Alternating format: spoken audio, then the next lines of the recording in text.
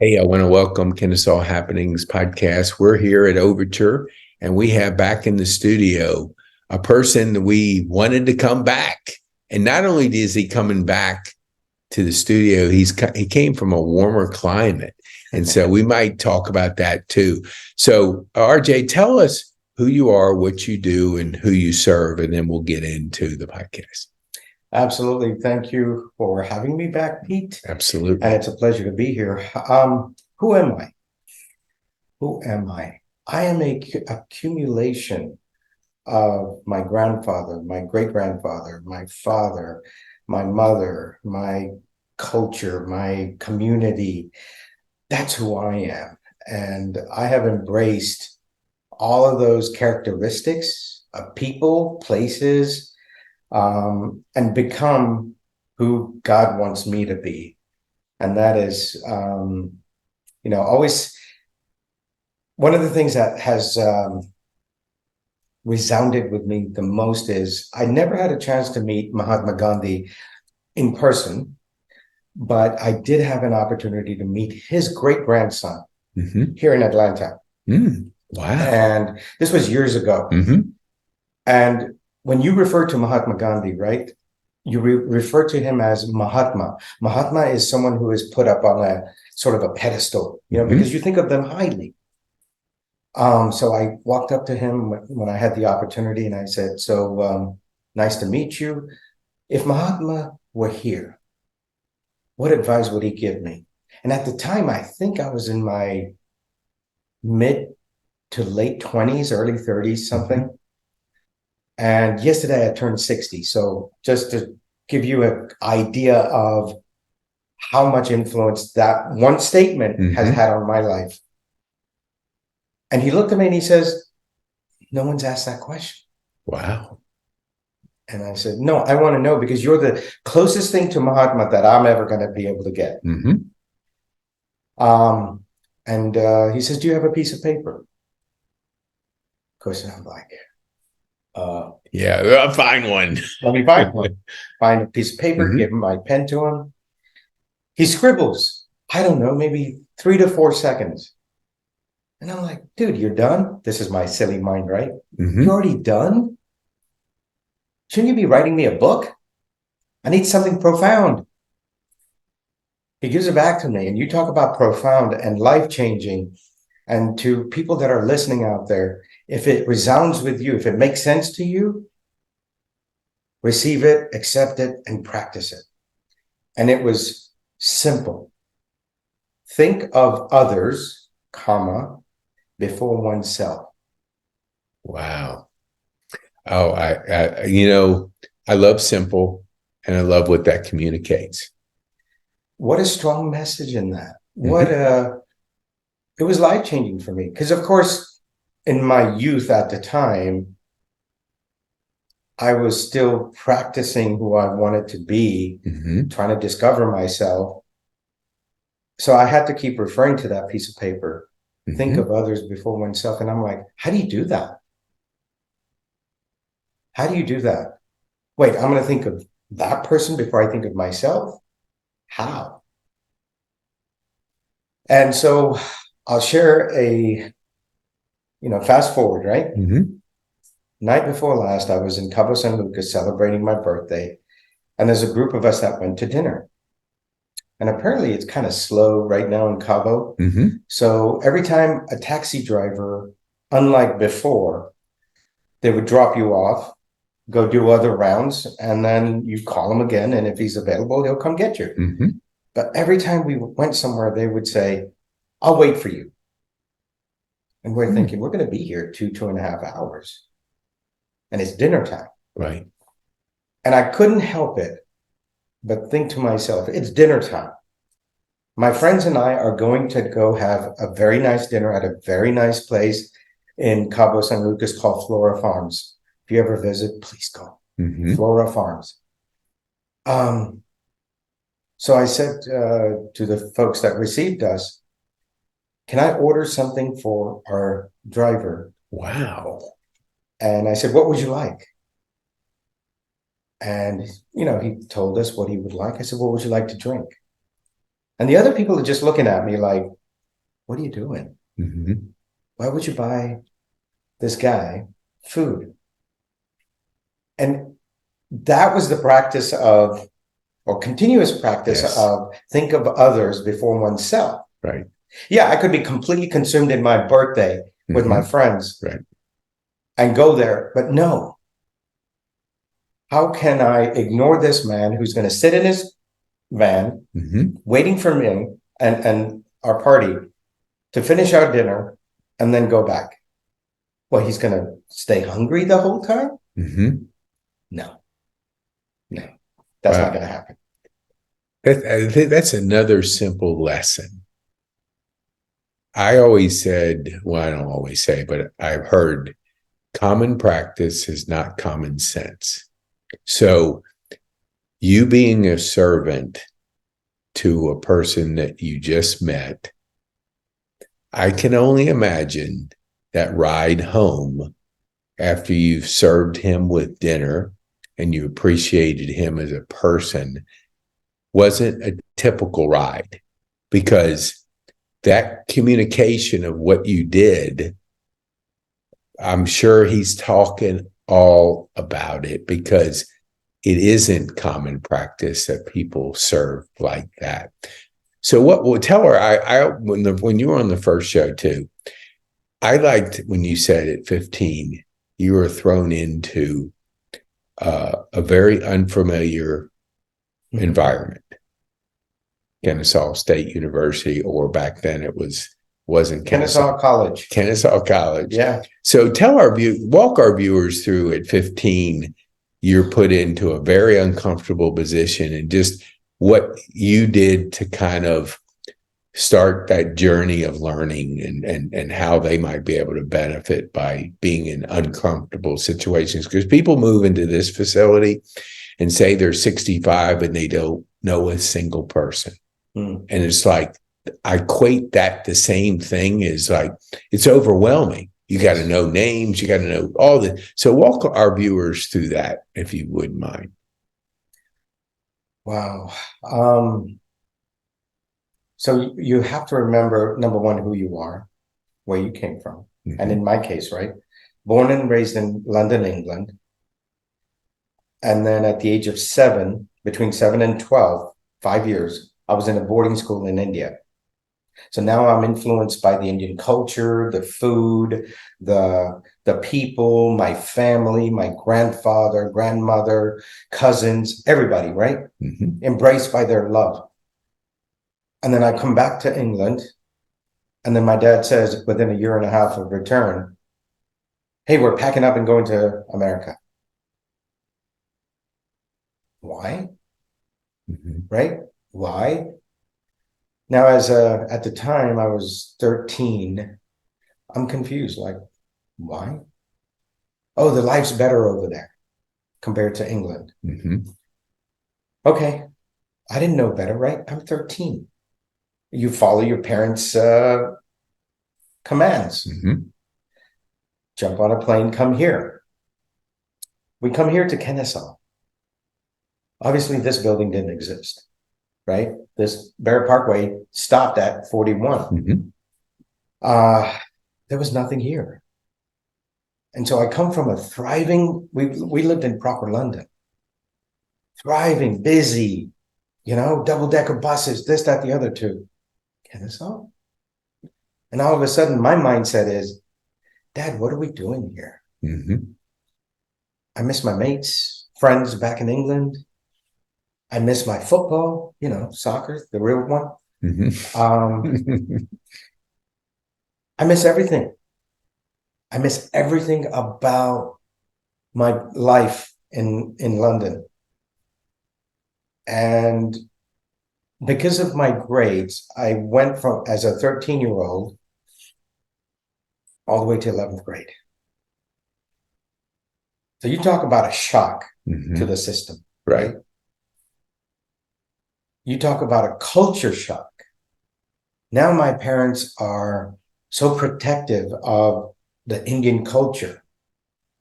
It's a British-born Indian culture in America. And of all places, Kennesaw, Georgia. Nothing wrong with the place, but there's a culture here too. Right. Mm-hmm. What am I supposed to embrace? What am I supposed to live by? Mm-hmm. My friends' influence, right? The friends in high school and things like that. Hey, come to the games, the football games and this. I don't know the culture of that. I didn't know that you went and supported the school like that. And there would be cheerleaders and there would be a band and there would be this and this and this. And had no idea. Had to learn everything.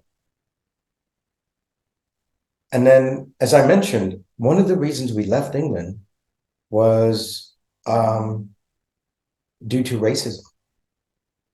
You know, Indians were pointed fingers at. We were called Pakis, right? Pakis are, they didn't know any better. If you had brown skin, you were a Paki, Pakistani, right? And back then, in the 70s and early 80s, Pakistanis were considered whatever they were based on media. They're awesome people. There's nothing wrong with them. There's cults in every culture, right? But you get grouped, you get generalized. And so we thought we were avoiding and running away from racism. Right.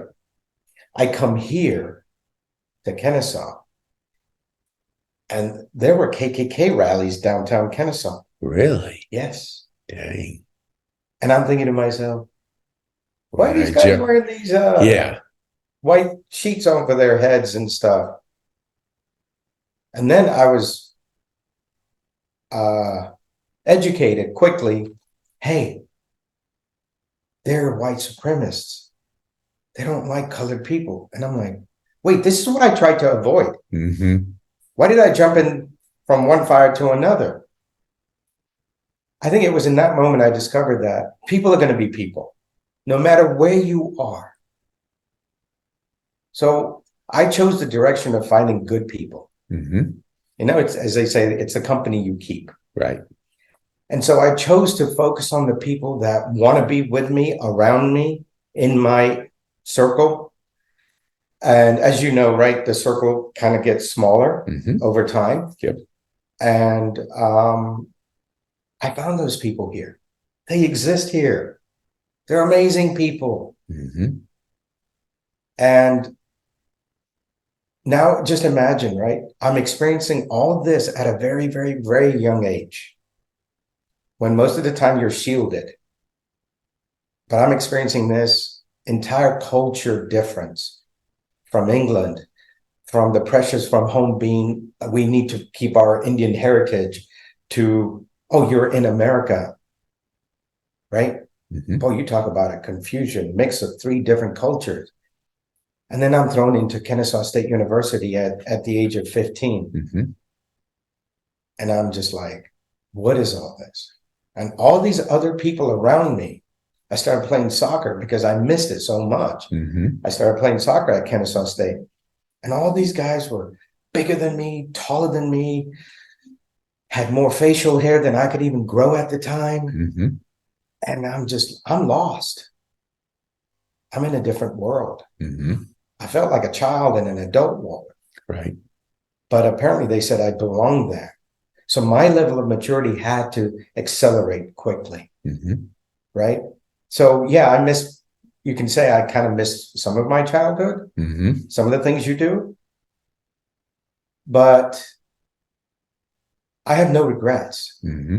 Those situations, whether it was the racism part, whether it was whatever it was, right? It toughened me and it made me who I am in this very moment. Our viewers don't know. I mean, I don't know if we talked on the air or off the air, but you had 6 businesses up to maybe, is this your 7th business? This is my 6th. 6. Okay. So you had 5 businesses up to the point you are here. What would you tell a person just starting out? I don't think too many 15-year-olds go to KSU today. So let's just say they've graduated. They want to be entrepreneurial. They want to carve their mark in the community. What would you say, like you asked that question of the grandson of Mahatma Gandhi back in, and he shared with you, what would you share to a person that's embarking on this entrepreneurial journey? Sometimes, you know, this person may have the support of the family. They may be quite young. But what I've noticed that when you're an entrepreneur, it's sometimes born out of your family, right? My parents are in the business, so I'm going to be a business person because I see how they are. I've learned from them. I've worked in their business, all of that. But if you've had zero of that influence, right? Mm-hmm. But you have that spark in you to want to do it, go partner with businesses. There are schools are part of like business associations, mm-hmm. KBA, MBA, ABA, chambers. They have partnerships. They have mentorships. I'm mm-hmm. mentoring a young lady right now from the Chamber of Commerce. Mm-hmm. She has a salon business. And so my role is to mentor her. Mm-hmm. But don't let that spark die. Mm-hmm. Don't. There's a reason that spark is in there for you. Right. It doesn't matter if you're supposed to stumble and fall. That's what's going to make you successful. The most successful people are the ones that have made so many mistakes. But you know what? We don't necessarily look at it as failure, mm-hmm. right? Failure has a very negative connotation. But yes. If you look at it as a stepping stone to your growth, to your potential, then you're going to be fine. I love that you're mentoring I don't know the age of the person, but I'll say the next generation. So what's your thoughts on just mentoring business people in general? What are you looking to accomplish with a salon owner? You know, it's no different than my soccer coaching days that we talked about, mm-hmm. right? There was a spark in me that my college coach saw and said, "You're going to be a coach." I didn't know what he was talking about. Mm-hmm. I didn't know I had that in me. But through education, my licensing for the state, and then I have my USSF national license. Mm-hmm. Through that level of education, I learned that there is technique in the game of soccer, right? You just don't, a good hitter is not the guy that has these big muscles. He gets up there with a bat and baseball and hits the ball. You know, you throw him a curveball, he can't even see it. He swings at it, right? Mm-hmm. There's technique, there's tactics. There's so much involved. Business is the same way, right? There's tactics, there's technique, there's mm-hmm. so much to learn. There's fundamentals in business. Mm-hmm. There's so much to learn. And by mentoring, what we're doing is passing on these ideas. Even though today technology plays a huge role, mm-hmm. right? And she's actually mentoring me back with technology because mm-hmm. she's in her mid-30s. Okay. But I'm bringing the years of experience in business, the fundamental part, mm-hmm. and she applies the technology part. Mm-hmm. And so her salon was at 25% occupancy. So we figured out what's your break-even point, right? Mm-hmm. And when I spoke to her after 6 or 7 weeks, my second meeting with her, she was at 75%. Wow. Holy mackerel. Okay. I mean, you always want people to think of results because so many times in business, they give you the I don't know when we'll see results type mm-hmm. thing. I come from the digital marketing and I was part of it. I'd go, well, how quickly are we going to get results? I don't know what Google's going to do. Well, I think that's a cop out because results say everything. Right. What strategies did you share with her that she went from 25% to 75% in such a short period of time? Well, it was her. Okay. Right? She has it in her. Mm-hmm. But sometimes one of the best sayings that I heard from my spiritual teacher was that if you have a lit candle and you light someone else's candle, it does not diminish your light. It just brightens the room. Yeah. Okay. I like that. And the more candles you light, the brighter this room becomes, the brighter the world becomes. So whatever knowledge I have, if I pass that on, how is it going to diminish my knowledge? Right? Sure. Yep. And so it was just about where she was in her space. I had to understand, like, where are you? She is an attorney by the way. So she has a job with a government institution full time. So she does this as her side sort of thing. But it doesn't require that much management for her. But her goal is to open her second location this year. Wow. Right? So we're already on that part. But to answer your question, was it anything like earth-shattering? No. Because what happens is a lot of times if we don't talk to other people, our own ideas boggle us down. Right? I wouldn't say that I understand her industry that well, but I understand the concept, what she's doing. And so just understanding that and having had a shopping center of my own, I understand the tenant landlord relationships. So having that understanding, it was just very simple. And look, Christmas time's coming, right? You have all these individual businesses. Why don't you have a party for them? Wow. And she was like, what do you mean? I said, go celebrate the holidays. Do it in your store. And she's like, my store's not laid out well enough to have that and have a sort of a group sort of effort where it would look like she did something of value. So she went to a restaurant, got a table, put up the balloons, and she did a fantastic job of decorating it. Decided the menu, 4 or 5 options, invited everybody. And the comment she received that night was, one lady said she had been in this type of environment for 20 years, another one for 10 years, 13 years. And no one until that day had ever taken those people and brought them together. No one. Wow. I absolutely, it fills my heart to hear that guidance or whatever, that way of building relationships. Because, you don't have 6 businesses and not understand relationships. And I think what you just said, that 20-year person had never seen that. I think common sense is not common practice, because you have to build that group of relationships, because business is not a silo. It's a community, like you said, sharing, giving, serving.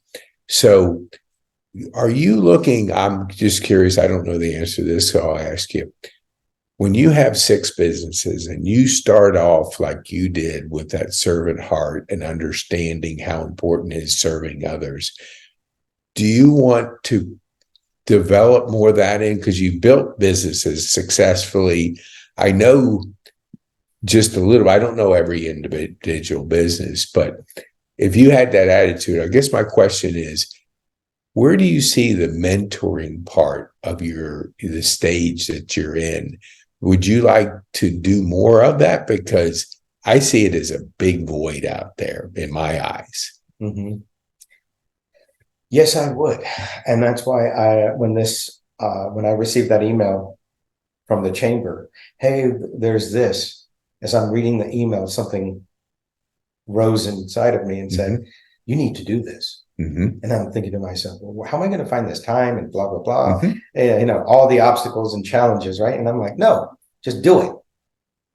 And so I looked at all the dates and the commitment level, and I said, yes, I'll do all this. But I said to the chamber, hey guys, these couple of dates, I know I'm traveling, so I just want to give you a heads up. I'll miss this, but I'll make sure that whomever I mentor, they never miss a beat. And They were like, that's fine. That's all we ask for, right? Because the chamber is not asking for us to just stop our businesses and go work in theirs. They're just saying, please guide them along, push them along, give them the right guidance, right? And I said, I can do that. I can find time because I want to. And coaching and helping others has always been in my heart, my blood, from my great-grandfather to my grandfather to my dad. Why do I want to stop that, family trait? I want to give back and make these people one day turn around and pay it forward to somebody else who's in need of mentorship. As we close out, you said something about failure, and I'm really curious because it has it has a stereotype meaning. What would you say in your journey of 6 businesses and how you accepted failure? And what would you tell our viewers? Like, how did you embrace it or learn from it? Whatever. What would you tell our viewers on that? From the failures? Yeah, just like, because I think the fear of something holds us back, and the fear of failure is real. So I like how you said, like, I embrace it. I don't know if the exact words, but how would our viewers benefit by the fact that your failures have obviously moved you forward, not stopped you in your tracks? Well, I'll share an example, a true example of what happened and how God awakened my inner being. But when people get into business and they write out a business plan, and I hope they do, because that's the first roadmap, right? To your success, because your thoughts, your ideas, everything get put on paper. And that's what you need to start with. But one of the things that people miss, and the reason for doing a business plan is to say the good, the bad, and the ugly, right? But people don't focus on the ugly at all. And I'm glad they don't. But what you need to realize is there is that ugly side to the business, right? The F word, the F bomb, the failure. But it's not failure. We started cleaning years ago. If my first customer says to me that you guys don't know how to clean, blah, blah, blah, what was I going to do? Just shut down and go, I'm not cut out for this? Or do I say, thank you for your feedback. Can you please enlighten me on what were your expectations and how did I not deliver what you said? What do I need to do to change that? Turn it around. Make that person your raving fan. Get their support. Because that level of feedback is the most valuable feedback. So it becomes our perspective. How did I receive that feedback? Right? Oh, I will tank. And so my example was, and this is an early lesson, my 3rd year in coaching soccer was my first year as a head coach of a team, because I was being trained myself under other coaches. That year, so you talk about a long time, right? Our record was 1 win, 18 losses, 1 tie. Yeah. In America, you get fired for that.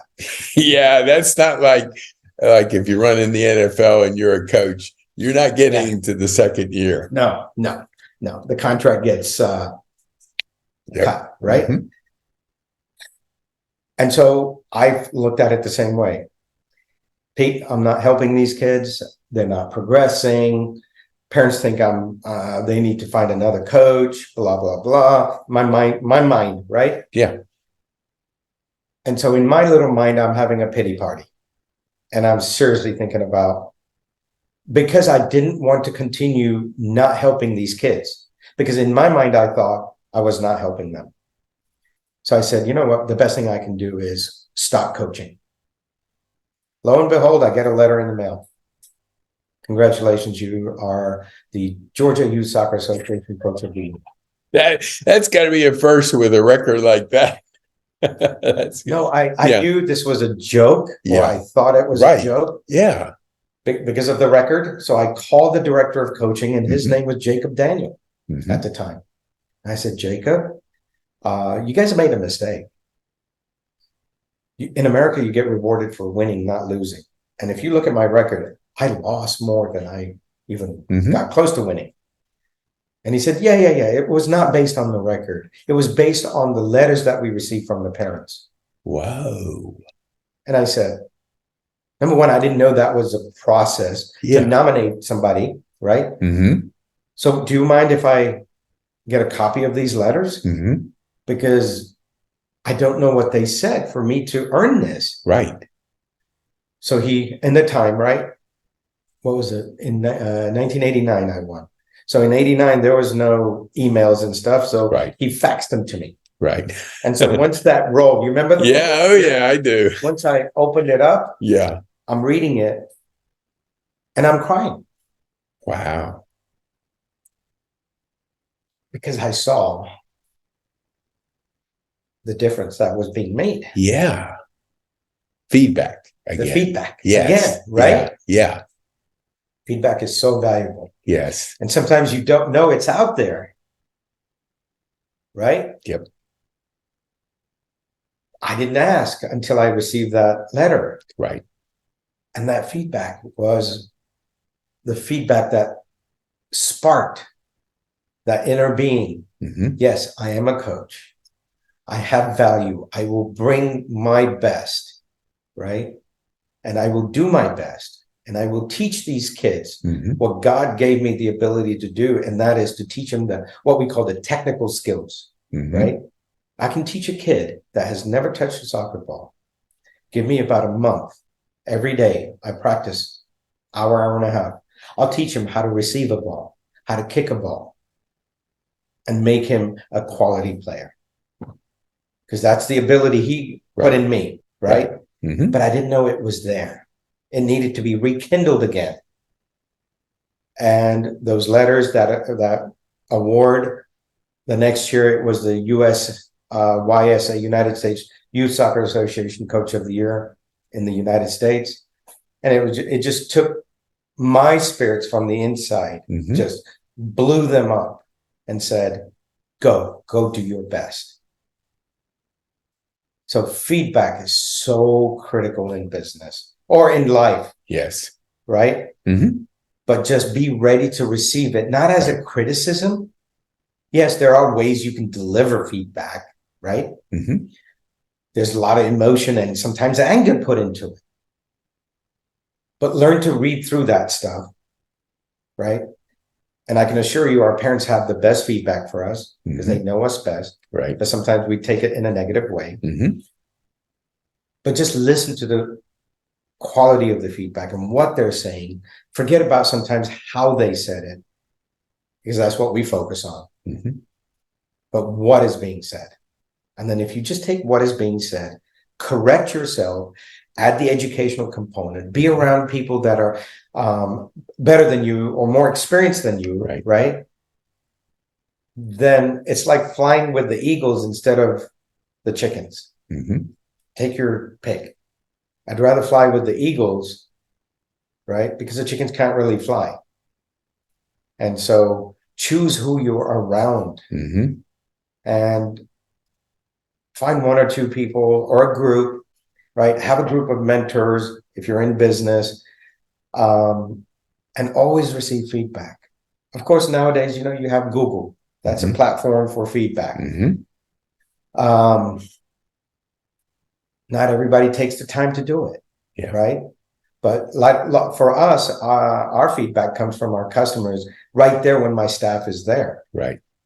And they tell them how good of a job, but they won't go on Google necessarily and do all that. It's just the way it is. Yeah. But no, feedback is important on an everyday level.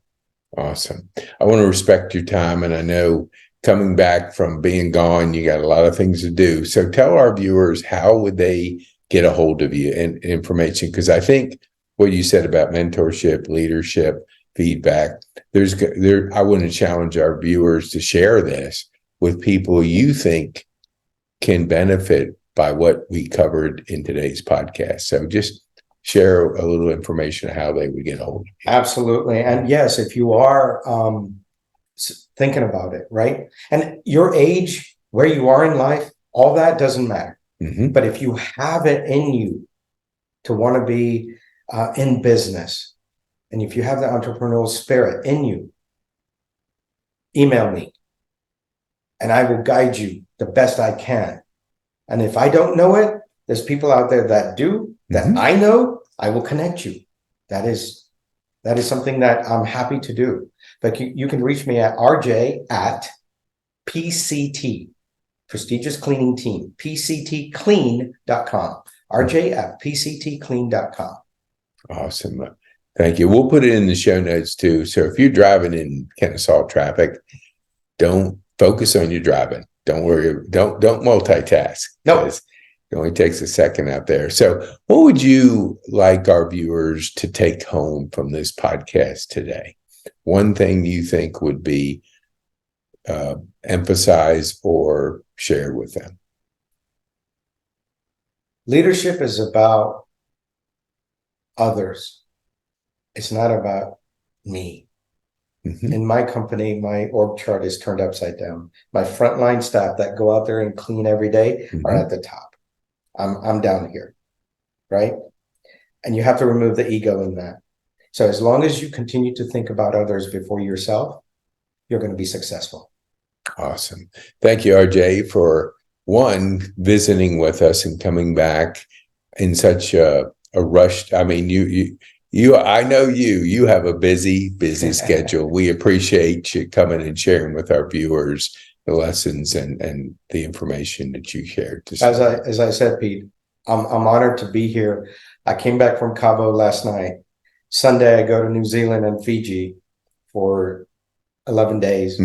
I come back from that, and then 6 days I'll go to Manchester or London and Paris because my kids want to take me, which I'm grateful for. Yes. But yes, anytime if you have a question, email me. It doesn't matter where I am in the world. The email connects us, and I'll be happy to email you back. Awesome. So I hope our viewers take advantage of a person that's had 6 businesses and have gotten the advice early on how you can be successful out there being a servant. Thank you, RJ. Thank you. Okay.